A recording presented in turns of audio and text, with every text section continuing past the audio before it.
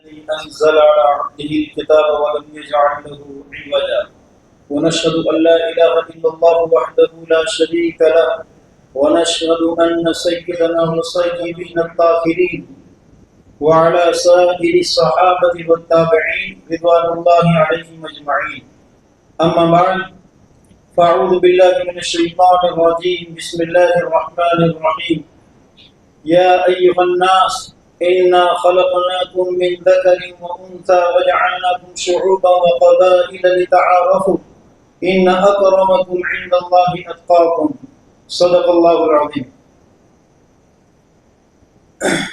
آج کی اس مجلس کے ہمارے میزبان ذمہ دار حضرات اور علماء کرام، دانشوران قوم و ملت اور محترم حاضرین، سب سے پہلے میں شکر گزار ہوں ہمارے ان میزبان صاحبان کا کہ انہوں نے ہمیں اپنے بیچ تھوڑی دیر کے لیے موقع دیا.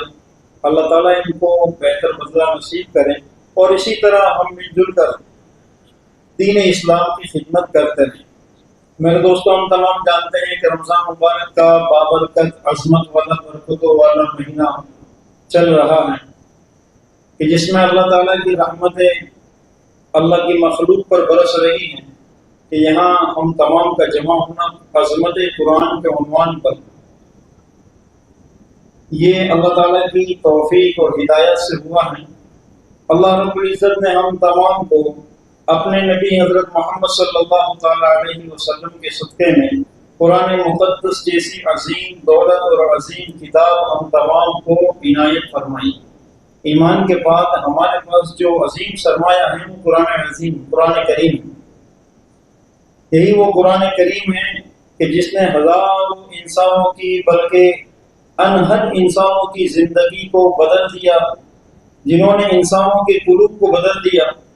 ہم بارہا سنتے ہیں کہ صحابہ کرام اور اسی طرح بعد کے ادوار میں آنے والے لوگ کہ جن کے ایمان لانے کا سبب صرف قرآن کریم، جن کے ایمان لانے کا سبب صرف قرآن کریم، اور دنیا کے اندر واحد ایک طریقہ، راستہ، آئین، دستور ہے جو خالق اور مالک کا بنایا ہوا ہے. باقی دنیا کے سارے نظام مخلوق کے بنائے ہوئے ہیں، انسانوں کے ایجاد کیے ہوئے ہیں. یہی قرآن کریم کی بنیاد پر ہم تمام اس قرآن کریم کی دعوت دنیا والوں کو دیتے ہیں اور اسی کو ہمارا فریضہ سمجھتے ہیں. میں نے حضرات کے سامنے خطبے میں ایک آیت کریمہ کا انتخاب کیا جس میں اللہ تعالیٰ ارشاد فرماتے ہیں، اے لوگوں، ہم نے تم کو مرد اور عورت بنا کر پیدا کیا، وَجَعَلْنَاكُمْ شُعُوبًا وَقَبَائِلَ لِتَعَارَفُوا، اور تمہارے آپس کے تعارف کے لیے ہم نے تمہارے اندر کنبے، قبیلے، خاندان بنائے. اصل جو تمہارے درمیان عزت والا، شرافت والا، مقام و مرتبہ والا جو شخص ہے وہ مالداری کی بنیاد پر نہیں ہے، وہ دنیا کے عہدوں کی بنیاد پر نہیں ہے. ان اکرمکم عند اللہ اتقاکم، جو اللہ سے ڈرنے والا ہے، جو متقی ہے، جو پرہیزگار ہیں، جس کو اپنی آخرت کی فکر ہے، جس کو میدان محشر کی فکر ہے، جو سچائی، امانت داری، عدل و انصاف کے ساتھ زندگی گزارتا ہے، جو محمد عربی صلی اللہ علیہ وسلم کی لائے ہوئی شریعت کے مطابق زندگی گزارتا ہے، یہ تم میں سب سے بڑا مقام و مرتبہ والا ہے.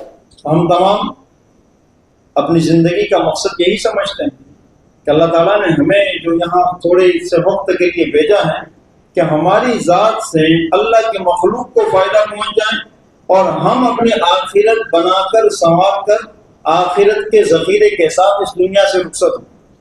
کہ ہمارا وجود کیا ہے؟ کچھ بھی نہیں. ہم سب ایک قطرے سے پیدا کیے گئے ہیں اور ہم جب پیدا کیے گئے تو معذور، لاچار، محتاج، الکمزور. اللہ تعالیٰ نے ہمارے ماں باپ کو ذریعہ بنایا. قرآن کریم میں اللہ تعالیٰ فرماتے ہیں، اللہ الذی خلقکم من ضعف ثم جعل من بعد ضعف قوة. اے لوگوں، تمہاری پیدائش اس طرح ہوئی کہ ہم نے تم کو کمزور پیدا کیا، کمزوری کے بعد پھر ہم نے تم کو جوانی کی جانب، بچپنے سے جوانی کی جانب بنا کر تمہارے جسم میں توانائی، تندرستی، طاقت دی. ثم جعل من بعد قوة ضعفا وشيبا، پھر یہ تمہارا جسم بڑھاپے کی جانب آگے بڑھتا گیا اور پھر تم اپنی منزل مقصود کو پہنچے، یعنی موت آئی اور آخرت کی جانب چل بسے. یہ ہم تمام کی زندگی کا، یہ ہم تمام کی حیثیت ہے زندگی کی. اب اسی مختصر سی زندگی میں ہم کو اس روئے زمین پر زندگی ایسے گزارنی ہے کہ جیسے جناب محمد رسول اللہ صلی اللہ تعالیٰ علیہ وسلم نے ہمیں اصول آداب قرآن کریم کے ذریعے سکھلایا۔ بس چند بات میں کہتا ہوں قرآن کریم کی روشنی میں۔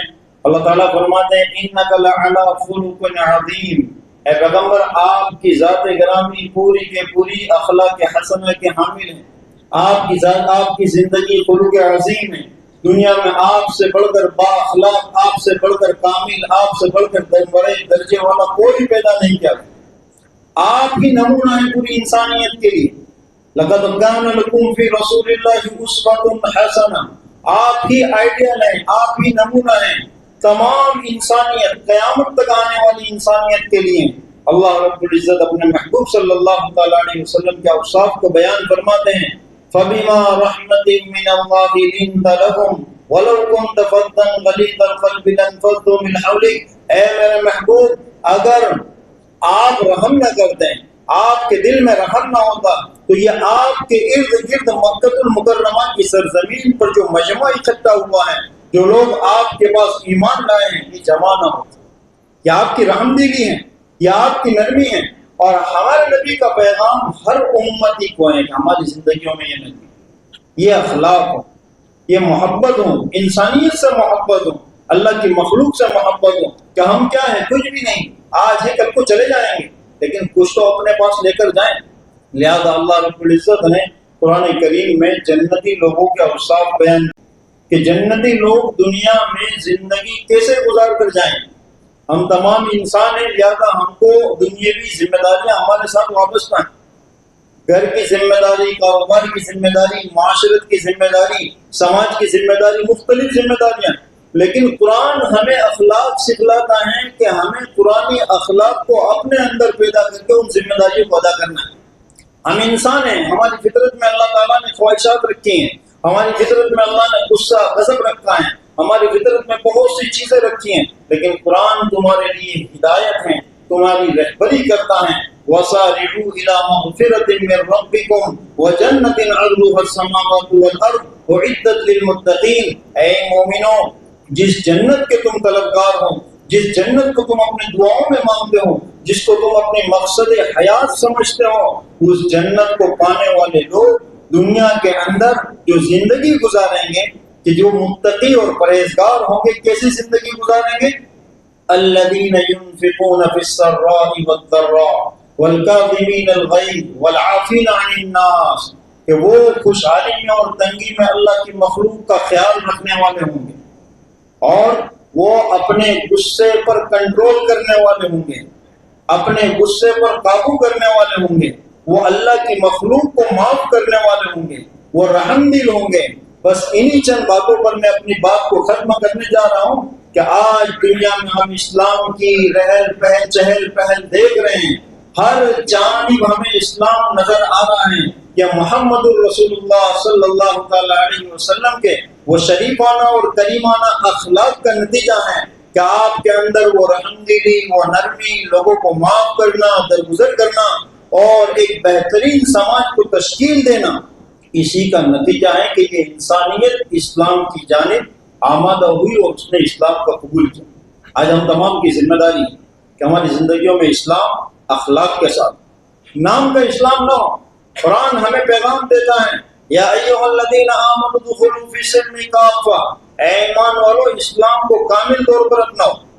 ہم مومنوں کے گھروں میں پیدا ہوئے یہ کافی نہیں ہے، اسلام کی خوبیوں کو اپناؤ۔ تمہاری ذات سے اسلام کا تعارف ہونا چاہیے، تمہاری ذات سے اسلام کی پہچان ہونی چاہیے۔